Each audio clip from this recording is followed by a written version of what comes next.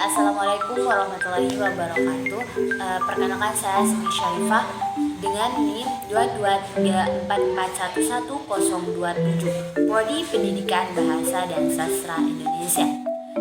Di sini saya akan memaparkan hasil lesson saya, yaitu mengenai prosedur pengembangan evaluasi pembelajaran. Prosedur pengembangan evaluasi pembelajaran ini terdiri atas yang pertama yaitu perencanaan evaluasi, yang kedua pelaksanaan evaluasi dan monitoring, yang ketiga yaitu pengolahan data dan analisis, yang keempat pelaporan hasil evaluasi, dan yang kelima yaitu pemanfaatan hasil evaluasi. Pertama yaitu perencanaan evaluasi. Perencanaan evaluasi harus dirumuskan secara jelas dan spesifik, terurai dan komprehensif sehingga pelaksanaan tersebut bermakna dalam menentukan langkah-langkah selanjutnya. Perencanaan evaluasi dapat ditinjau dari dua pendekatan. Yang pertama yaitu pendekatan program pembelajaran, yakni suatu program minimal terdiri atas 3 dimensi. Yang pertama input, yang kedua proses, dan yang ketiga yaitu output. Pendekatan yang kedua yaitu pendekatan hasil belajar. Pendekatan ini dapat dibagi menjadi 3 bagian. Yang pertama yaitu domain hasil belajar, yang kedua proses dan hasil belajar, dan yang ketiga yaitu kompetensi. Di sini perencanaan evaluasi dilihat dalam perspektif penilaian hasil belajar.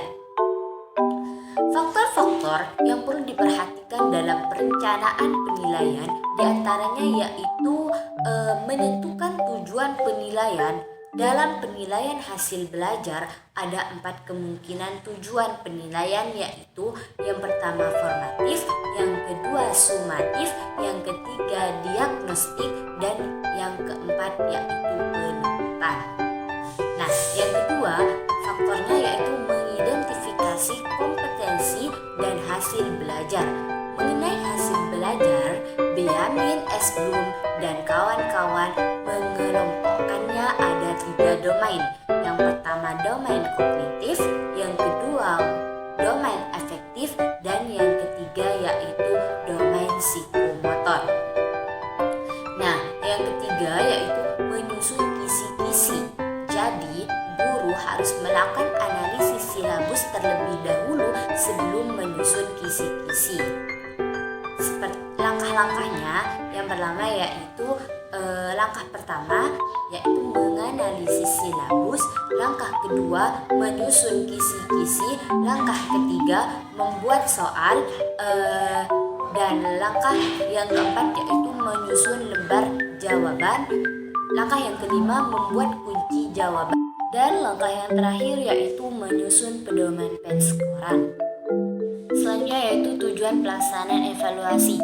Tujuan pelaksanaan evaluasi adalah untuk mengumpulkan data dan informasi mengenai keseluruhan aspek kepribadian dan prestasi belajar peserta didik yang meliputi yang pertama ada data pribadi personal peserta didik seperti nama, tempat dan tanggal lahir, serta jenis kelamin dan lain-lain.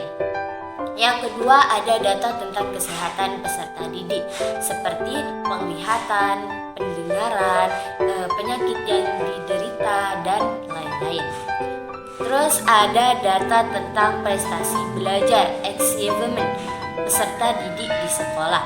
Yang keempat data tentang sikap attitude peserta didik seperti sikap menghadap sesama teman sebaya, sikap menghadap kegiatan pembelajaran, sikap terhadap guru dan kepala sekolah. Dan yang kelima yaitu data tentang bakat peserta didik seperti ada tidaknya bakat di bidang olahraga. Selanjutnya yaitu monitoring pelaksanaan evaluasi.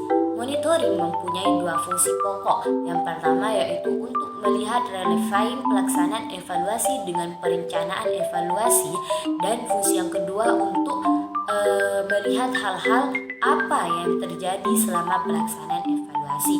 Jika melihat pelaksanaan evaluasi terjadi hal-hal yang tidak diinginkan, maka evaluasi perlu mencatat pelaporan dan menganalisis fakta dari evaluasi, apa penyebabnya.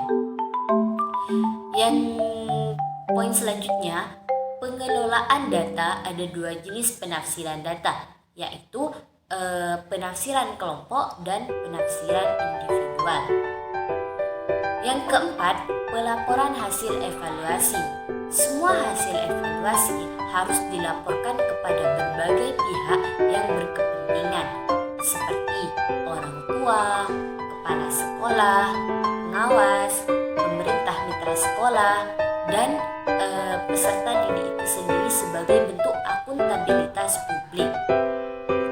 Yang kelima yaitu laporan prestasi mata pelajaran.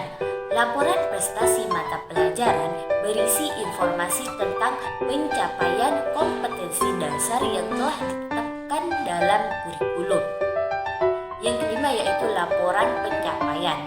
Laporan pencapaian merupakan laporan yang menggambarkan kualitas pribadi peserta didik sebagai internalisasi dan kristalisasi setelah peserta didik belajar melalui berbagai kegiatan baik intra, ekstra maupun kurikuler pada kurun waktu tertentu.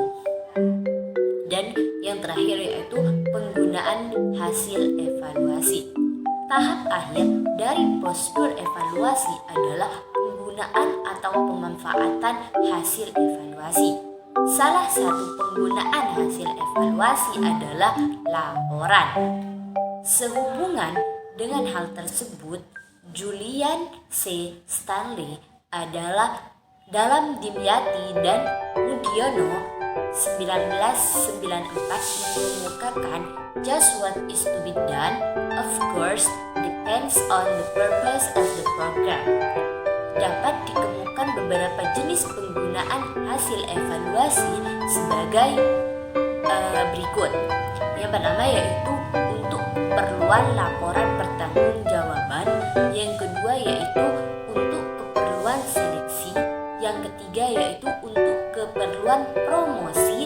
Dan poin yang terakhir yaitu penggunaan hasil evaluasi. Mungkin itu penjelasan dari saya. Semoga bermanfaat.